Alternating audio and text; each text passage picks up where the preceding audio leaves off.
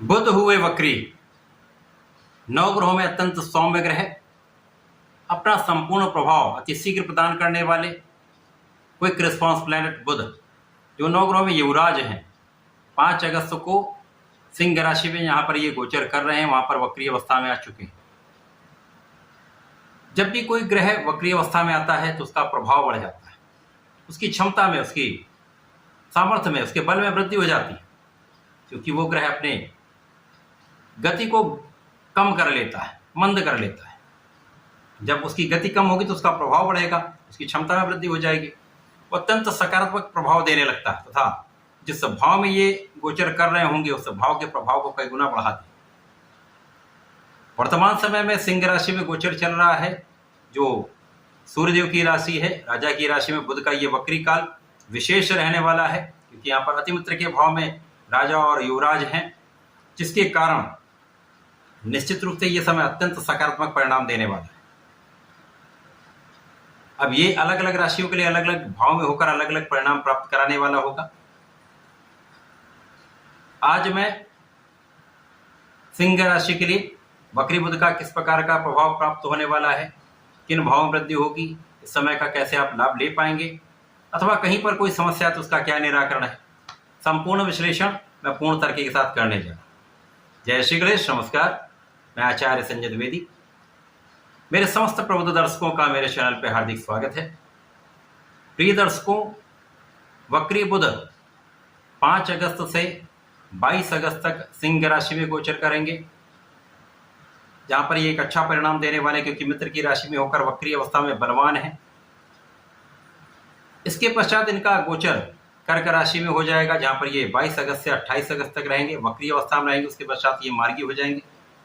बुध के मार्गी काल के विशेष वीडियो को लेकर भी मैं इसके पश्चात उपस्थित होने वाला हूं। अब बुध जो अत्यंत शीघ्र अपना प्रभाव दे देते हैं तथा इस जगत में संपूर्ण क्षेत्रों में अपना प्रभाव रखते हैं। बुध के बिना इस संसार में कोई कार्य क्षेत्र संभव ही नहीं।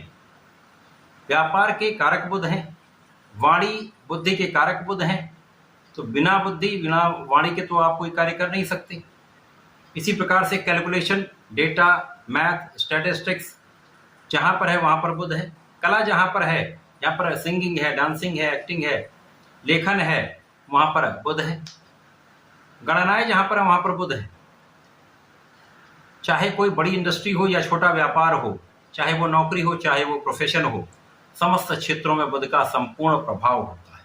इसीलिए बुध का परिवर्तन सदा ही अत्यंत महत्वपूर्ण होता है, क्योंकि जब ये अपनी राशि का परिवर्तन करते हैं अथवा अपने वक्री काल में आते हैं, तो जिस भाव में है यदि वो सकारात्मक है तो अपना संपूर्ण सकारात्मक प्रभाव त्वरित दे देते हैं।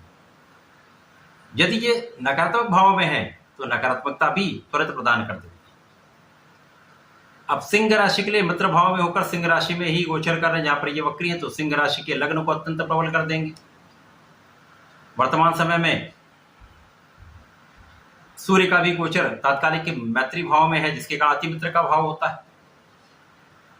यद्यपि सूर्यदेव का गोचर 12वें भाव में चल रहा है, जहां पर ये त्रिक भाव में है, परंतु सूर्य को कोई तरह दोष नहीं लगता मित्र की राशि में, इसलिए अच्छी अवस्था है, यहाँ पर किसी प्रकार का कोई कष्ट नहीं है। तो प्रारंभ से ही स्वास्थ्य समस्याएं कम से कम होंगी। कुछ व्यय अवश्य बढ़ सकता है, परंतु ये आपकी यात्राओं में हो सकता है। कुछ कानूनी व्यय भी हो सकते हैं, परंतु कानूनी समस्याओं में संपूर्ण विजय आपकी होगी। शत्रुओं का विनाश निश्चित है, शत्रुओं पर विजय निश्चित है। ऋण चुकाने का समय आ चुका है, इस समय आप ऋण चुका सकते हैं। इसी प्रकार से यहाँ पर आपके बहुत रोगों से आप बचने वाले हैं, तो एक अच्छा समय है। बुद्धि का भाव अत्यंत प्रबल रहने वाला है, वाणी अत्यंत प्रबल रहने वाली है, ज्ञान विशेष रहने वाला है।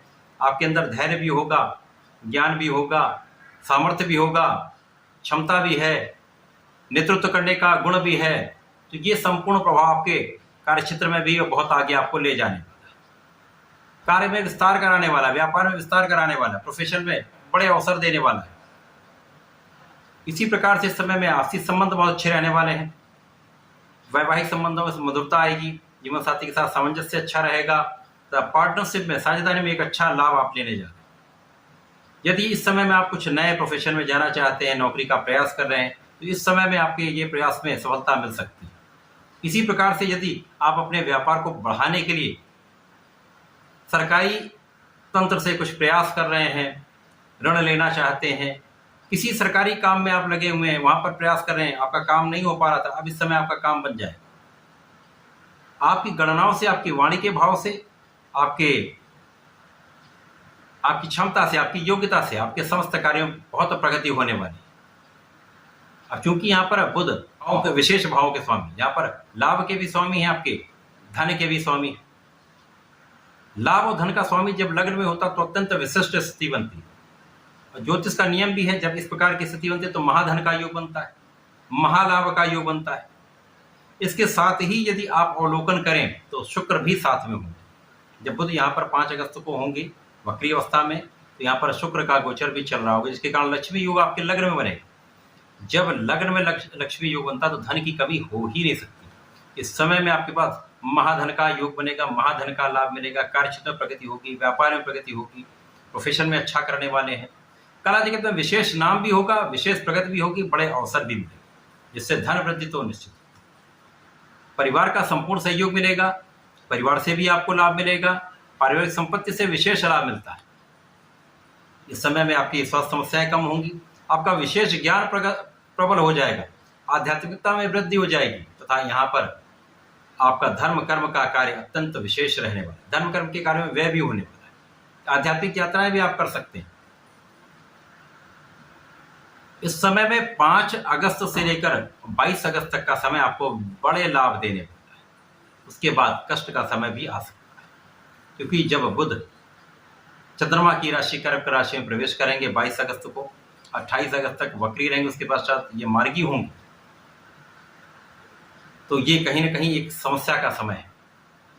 क्योंकि यहाँ पर कर्क राशि में निर्बल भी होंगे, 12वें भाव में इनका बल भी कम हो जाएगा, राहु के दृष्टि प्रभाव में भी होंगे, तो कई ओर से इन पर नेगेटिव प्रभाव पड़ने वाला है। अब जो लाभ का स्वामी है, जो धन का स्वामी है, वो निर्बल हो जाए, तो यहाँ पर आपके प्रयास के बाद भी, आप में योग्यता होने के बाद भी, आपकी क्षमता होने के बाद भी उतना लाभ आप नहीं ले पाते हैं। आप संपूर्ण परिश्रम लगा देंगे, लाभ उतना नहीं मिलेगा। आप अपनी बुद्धि का संपूर्ण प्रयोग करेंगे तो भी उतना आपका कार्य सिद्ध नहीं होगा, क्योंकि यहाँ पर बुद्धि जड़ हो जाती, राहु का प्रभाव आपको जड़ कर देगा। आप विशेष रूप से यहाँ पर बुद्धि से भी अधिक यहाँ पर कौन सा भाव जड़ होने वाला, धन और लाभ का, ये दोनों भाव जड़ हो जाए। तो संपूर्ण प्रयास के बाद, संपूर्ण क्षमता के बाद भी आपको उतना लाभ, उतना धन आप प्राप्त नहीं कर पाते।